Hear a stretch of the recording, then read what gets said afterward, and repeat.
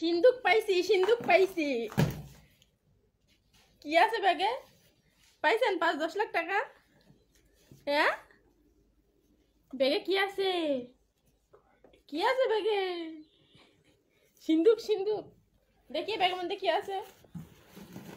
কয় বছর আগের ব্যাগ? 7 বছর হয়েছে? হ্যাঁ, 7 বছর হয়েছে নাকি? ফেলে দেখো, রাখে না জায়গায়, ফেলতে হবে এটা। তো কি হবে, তাহলে এখন শুবেন? আমি ভাবতেছি ওর মধ্যে টাকাই পেলাম নাকি 10 লাখ, আবার ব্যাগের মধ্যে রাখতে এটা।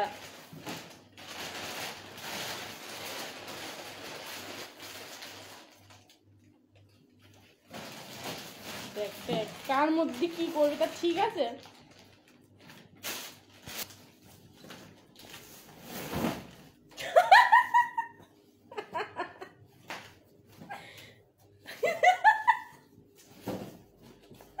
সিন্ধুকের টাকা দিয়ে নতুন কার্টুন কিনে আনতে হবে, বুঝছে?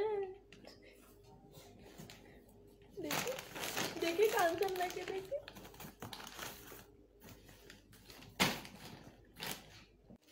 সেই কাজে ব্যস্ত।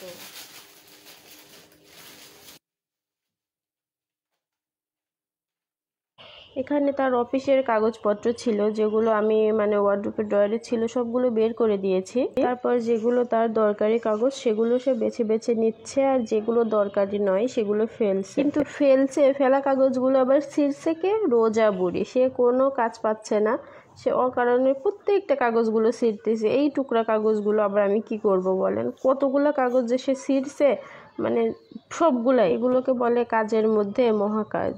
এই কাগজগুলো বাঁচতে কি কম সময় লাগে? আমি কিন্তু একবার দেখে দেখে দিয়েছি, যে বলতেছি যে এর মধ্যে কোনো কাজের জিনিস নেই, তাও সে বিশ্বাস করছে না। আর ভাই রে ভাই, এগুলো করা যে কতটা কষ্ট তার বলার উপায় নেই। প্রায় গুছিয়ে নিয়েছি, এখন রান্নাঘরটা শুধু বাকি আছে, এটা গোছাবো কালকে। আর এগুলো সব আমি গুছিয়ে ফেলেছি, এগুলো সব তুলে নিব এখনই, আজকে রাতের মধ্যে। এই বাদ বাকি মানে যেগুলো আছে সবগুলো গুছিয়ে তুলে নিব ইনশাল্লাহ। এরকমভাবে ছোট ছোট কিছু ভিডিও আমি আপলোড দিব। এখন অতটা সময় নাই যে খুব হাইফাই ভাবে এডিটিং করব। কি যা যখন ভিডিও করব সেটাই তখন আপনাদের সঙ্গে শেয়ার করব।